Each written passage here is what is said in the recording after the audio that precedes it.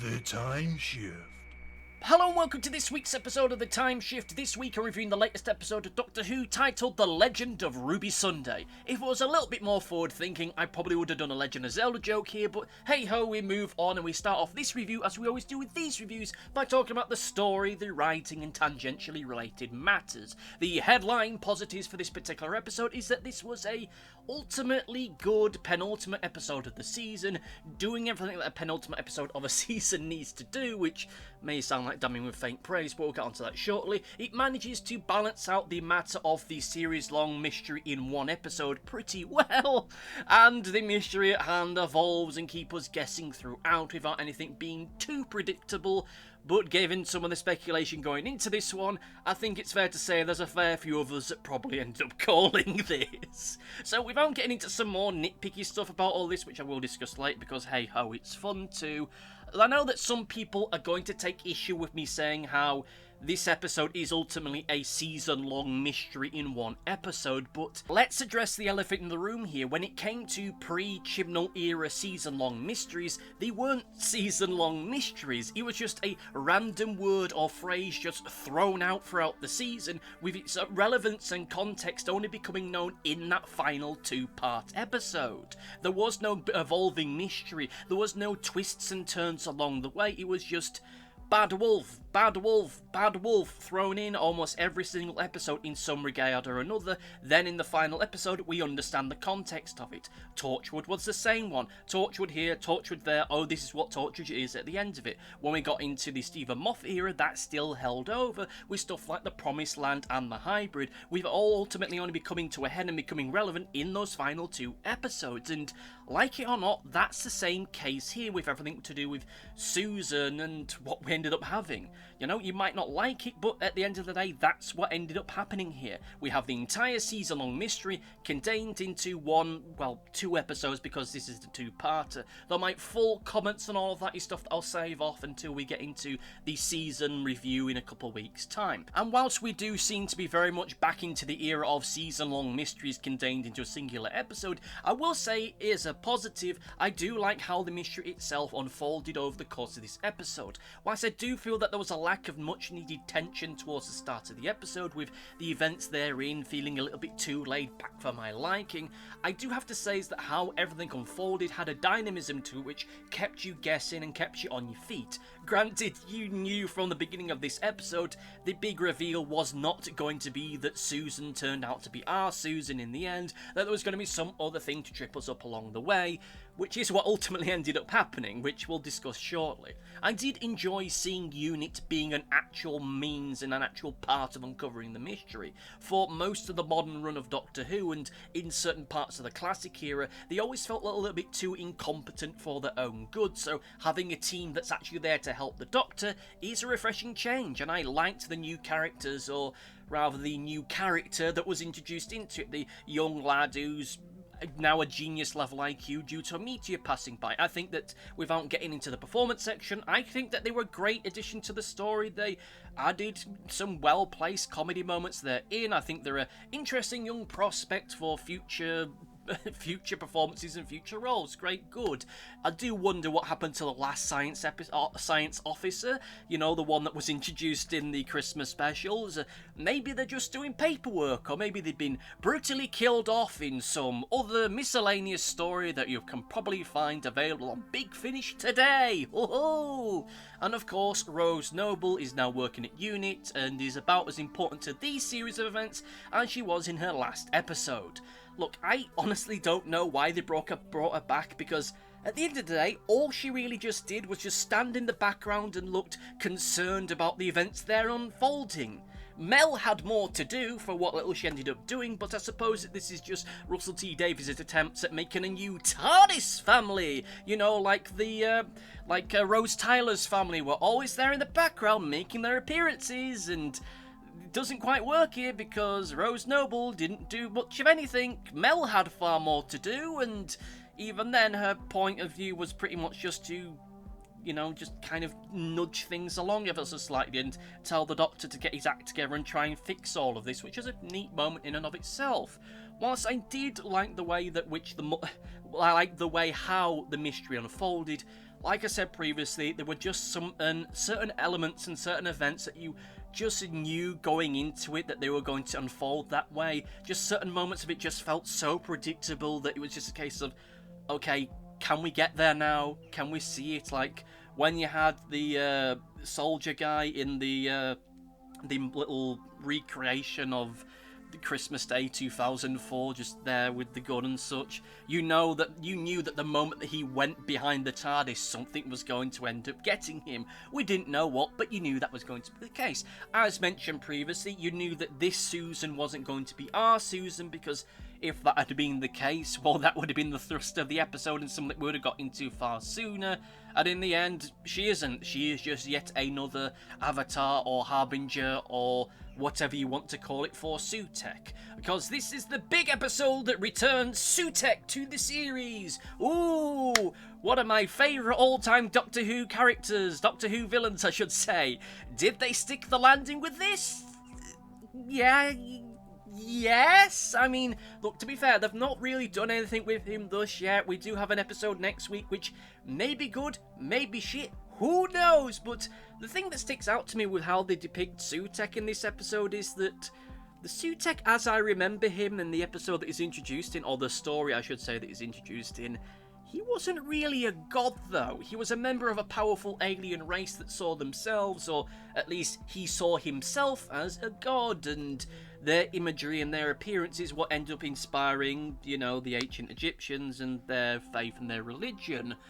I suppose you could end up saying that that alien creature that we saw in that prior storyline was just another avatar or harbinger of Sutekh, which is fine. It's just something I think that needs to be addressed a little bit, but I don't think they're going to end up doing that. If the toy maker or celestial toy maker, however you want to refer to them, you know, how all that ended up going, we'll probably just get a case of the Doctor saying, oh, this is someone that I fought in the past, they were very, very powerful, and they're back again, and now we have to deal with it. Where's the hydraulic press? And, you know, they have a very interesting look. It'll be interesting to see how they actually go with it, because it seems that they are leaning far heavy into the jackal appearance more so than the strange alien entity that we saw in the previous episode that they were in, which is okay, fine. It's a interesting design. I think it looks cool. It'd be interesting to see exactly where they end up going with this. I'm curious as to see what they're going to actually do with the character's personality, as that's what I'm far more interested in. Because from what little that we end up seeing of them, they feel a little bit too villainous for my liking. Sure, Sutekh is a villain. Sure, they're evil, but not in quite such a cartoonish way. In the episode that we see them, we have that brilliant line how the Doctor asks Sutekh, each of us basically says to him, why don't you use your powers to do good? And Sutekh replies, good? Destructive. What's the line? God damn it, he ends up saying that your evil is my good. Like, he doesn't see what he's doing. He doesn't see the things, his destruction, as being evil. He just sees it as being part of the process of existence and his duty in creation. You know, that's basically what he does. And this week he seemed a little bit more cartoonish, but hey, if I was here to complain about cartoonish depictions of classic Doctor Who villains, I'd spend all my time complaining about what they've done to the Master.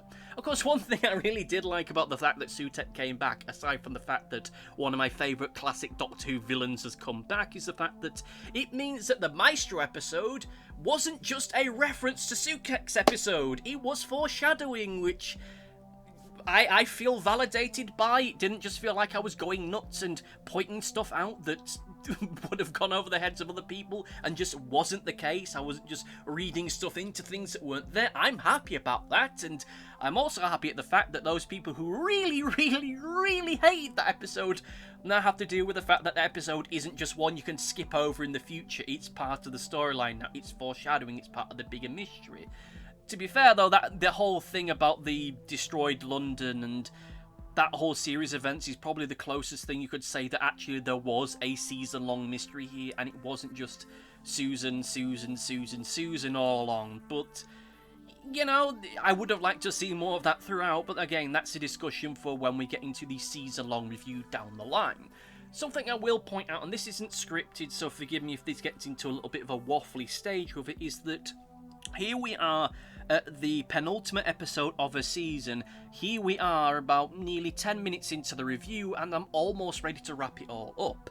This shouldn't seem like a big deal, but like I say, this is the penultimate episode of a series of Doctor Who, my most favouritest of favourite TV series. I should be talking now for an extra 10 or 15 minutes about all the different aspects and all the different dynamics about it, but at the end of the day, there's not a whole lot for me to really talk about here. Like, so much of this season, it's good, but not so good that I can wax lyrical about all the stuff that I found fantastic about it. It's perfectly good for what it is and for what it needs to be, and apologise if it sounds as if I'm going into the overview here, but we'll get onto that shortly. But at the end of the day, I am disappointed at the fact there isn't more for me to talk about here, because there isn't much. There was so much going on here, so many aspects to the episode that I don't even know how to really describe it. So we'll move on and we'll briefly talk about the performances. And I have to say that once again, Ncuti Gatwa is doing a good job as the Doctor. Not a great job, not a fantastic job, but still a good job. I feel that this is another one of those situations where he just didn't get enough time to really shine. And I feel that the writing of the character in certain points didn't quite match the gravitas and the severity of the seriousness of the scenes that they were in. A little bit too laid back, a little bit too jovial, a little bit too jokey given, you know, what they were looking to do and what they were looking to investigate. However, that does switch and turn as we get into the latter half of the episode, which I am thankful for, and they start to act more like how the Doctor should act and more like the Doctor that I know, which is always thumbs up, great, fantastic, good. As for Millie Gibson, I think this is one of the strongest performances she has given.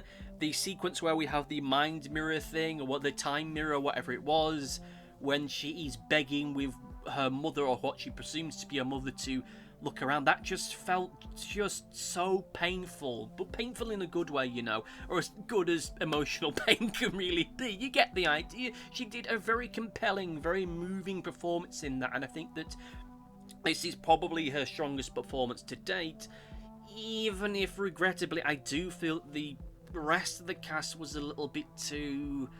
Well, the performances were good for the most part. I just think the issue is that the episode itself was just too congested with too many characters being thrown in.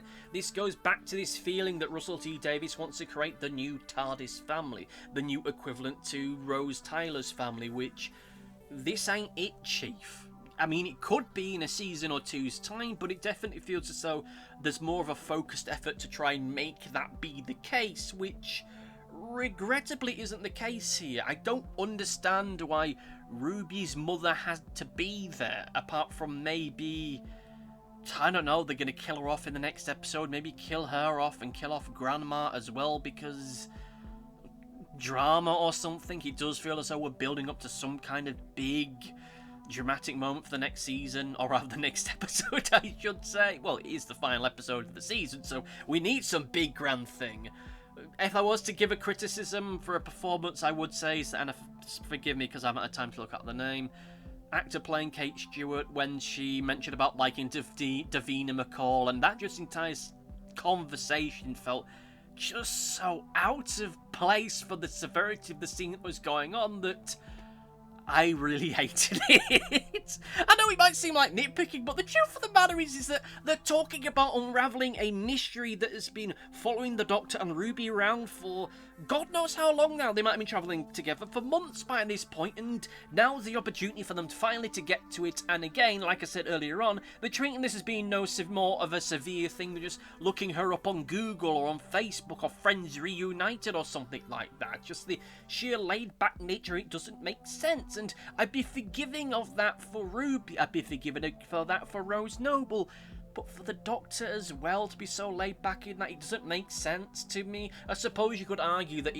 the Doctor's doing this because he wants everyone to, you know, remain calm, remain relaxed, because you never know what you're going to end up finding, and it's better that people go into it with a fresh mind and an open heart rather than going into this in too much of a tense way, which is acceptable. But I do feel as though there is a part of me that, whilst I am willing to, for want of a better phrase, headcanon that, I would rather not be leaning into headcanon when I'm talking about performances. With that said, let us move on to the overview, and like I said previously, this is a good episode. It is perfectly good, perfectly fine. It's good. Like, I don't want to say it's adequate, because it's better than adequate. I think that the core mystery at hand here is great. I think that the set design in certain areas, particularly when we get into the whole time mirror area, I think is really fantastic. It's good to finally see where all this money's finally going to. Some of the special effects were a bit hit and miss. Some of the costume work for Susan Twist's Other Lives was a bit hit and miss, but to be fair, they're only meant to be on a TV screen for a couple of seconds, so they didn't need to be too elaborate, but still, it's good for what it is. I like the episode in and of itself, but like I've said previously, it does feel as though there should be a greater sense of, ooh, what's coming up next week? Where are we? What are the theories, gang? Let's really theory hammer this, but that's not where I am right now, because my feeling for this episode, as for most of this series, is, okay, that's neat, that's good. You know, aside from individual moments in here at the odd episode, there's nothing that's really upset me or angered me. Space Babies is a bad episode, but not a bad episode. It's only bad relative to everything else here. But still, whatever. With all that said and done, let us get into Comment Corner! It's time for Comment Corner. Maybe you can hear the seagulls in the background. Who knows? Anyway, it's time for Comment Corner. Time to review the comments from the previous episode, that being a review of the episode Rogue. You know, speaking of perfectly adequate episodes, but hey, let's find out what you thought. Let's look at the comments, and this comment comes from Big X1, who says, I think the episode was fine, but given who was writing it, I expected more. Big fan of Loki, thank you for your comment.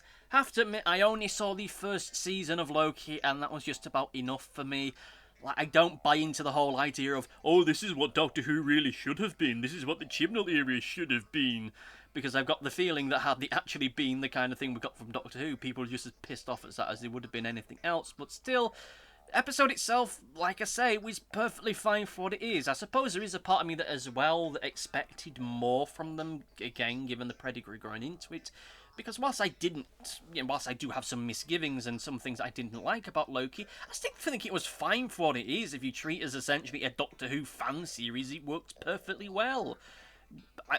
And that's about on par with the quality they ended up getting with last week's episode. It was good, but it just didn't live up to the promise that the core concept provided us. Much like Loki's first season, it should be said. I don't know what happened with the second one. Hey, maybe in the second season they actually played with the whole multiverse alternate timeline thing, apart from just having it as something, a minor element in the background, with some weirdly written bisexuality into it, which, yeah, that ain't it, Chief. Bloody hell. Anyway, let me know what you thought about this particular episode of Doctor Who, and of course what you think of will happen in the next episode of Doctor Who, because next week's is the final episode.